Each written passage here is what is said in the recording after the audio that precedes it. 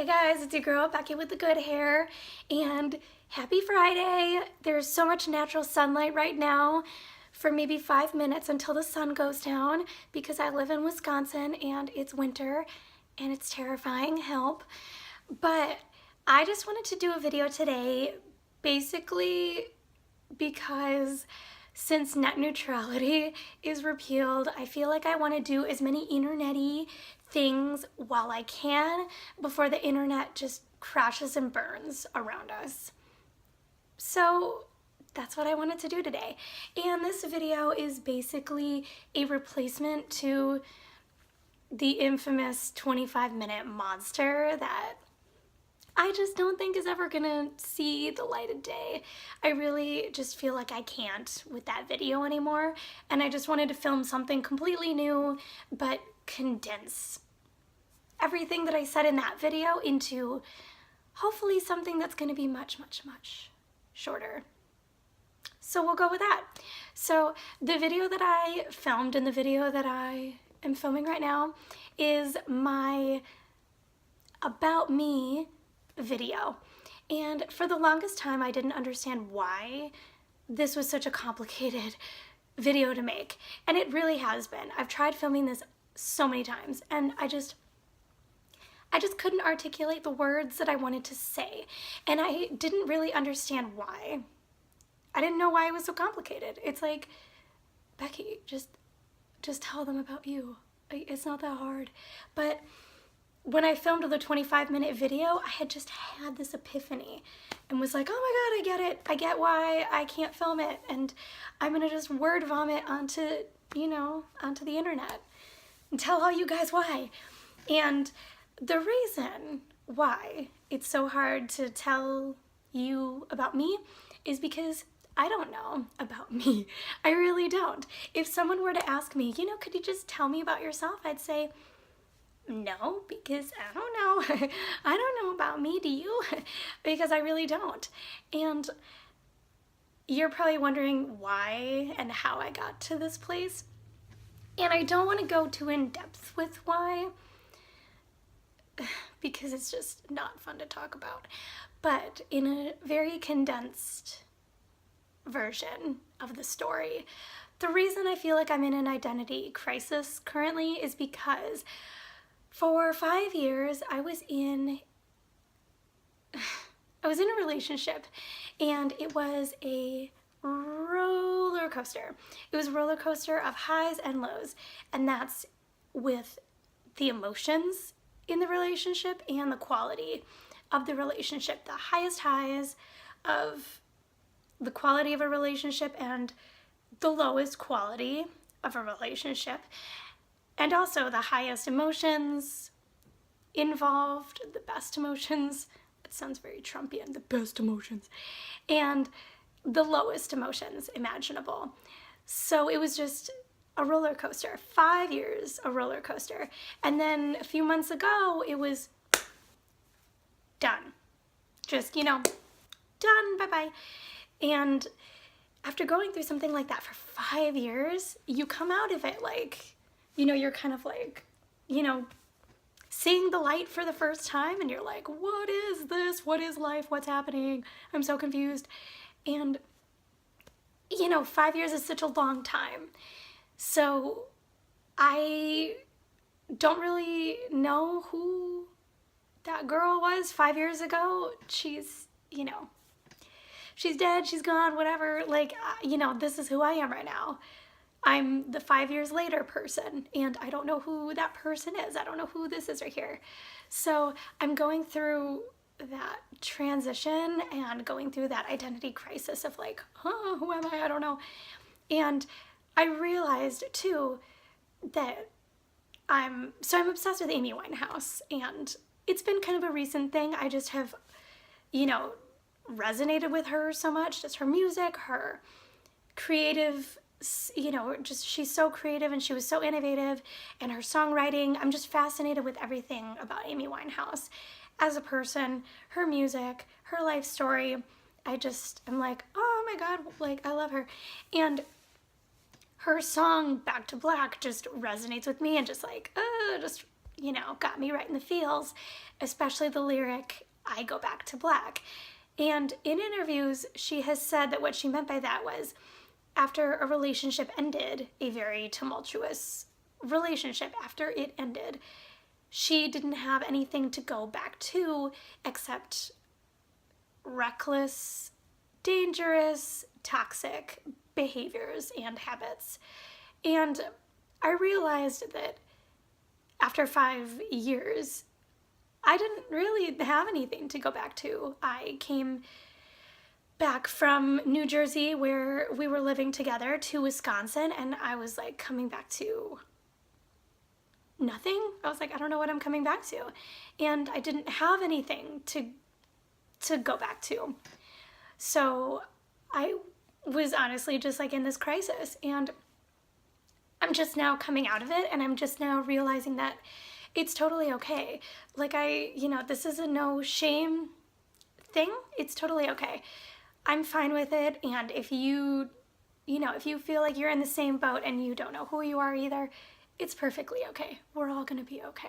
We're fine. We're fine. And I just think that, I kind of connect it also to just society and its expectations of the population and what society seems to think we all need to achieve. Because I realize that society seems to think that universally every single human being needs to be achieving a certain set of goals.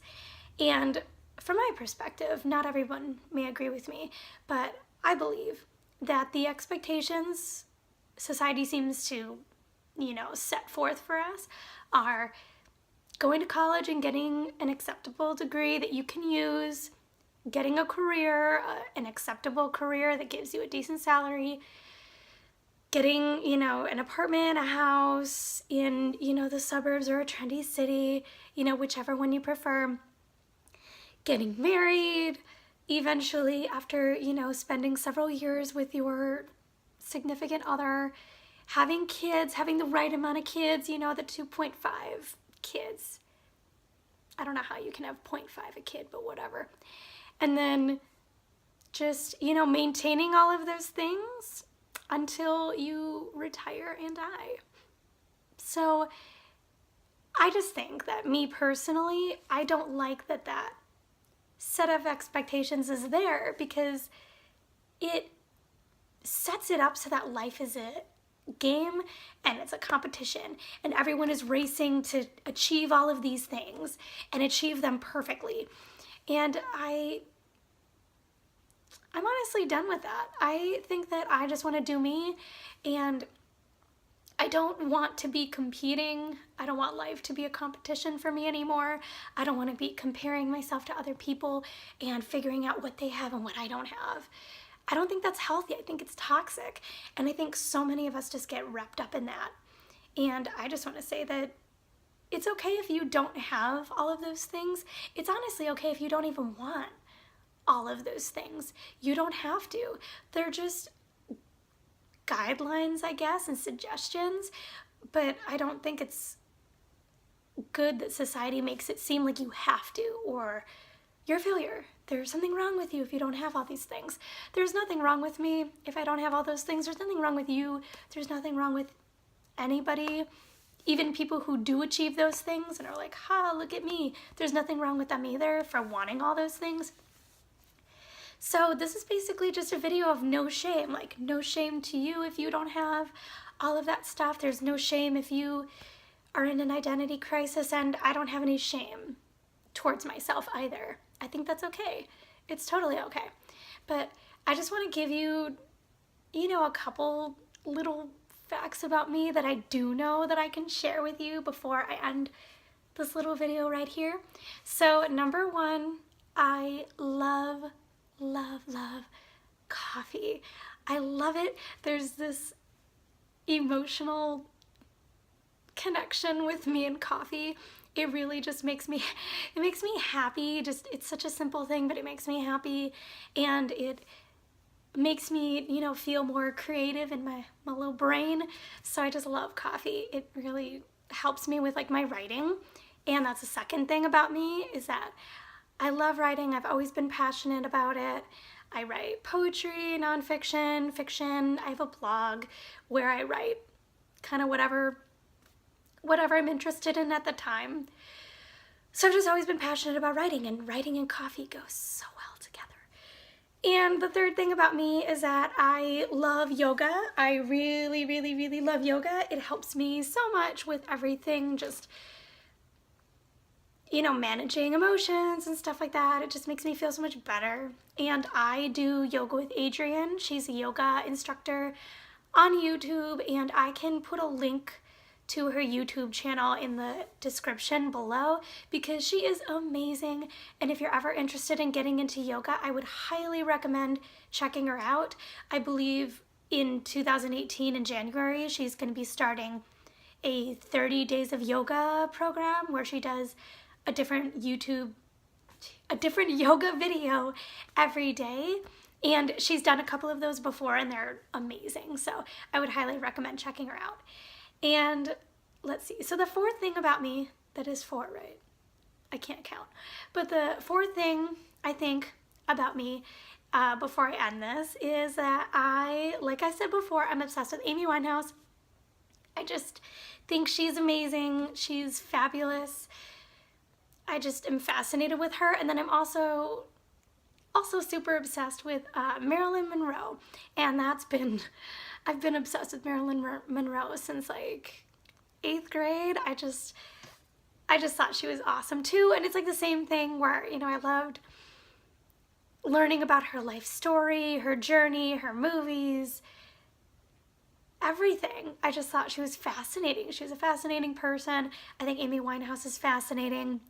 So yeah, and then also I guess number 5, I'm from Wisconsin. I'm a Midwestern girl, born and raised. Not born in Wisconsin, I was born in Chicago, and I also love Chicago too. That's probably another thing about me. I have always just loved Chicago. I've always wanted to live there, honestly. I haven't since, you know, I was 3 and I don't remember that. But I've always wanted to live in Chicago. Hopefully I will someday. But yeah, I'm a Midwestern girl. And I think that's it for now. I love how how that's like, you know, 6th grade speech and that's it. Okay, I'm done. So I will see you guys later. Have a great Friday and I'll talk to you later, hopefully. Bye.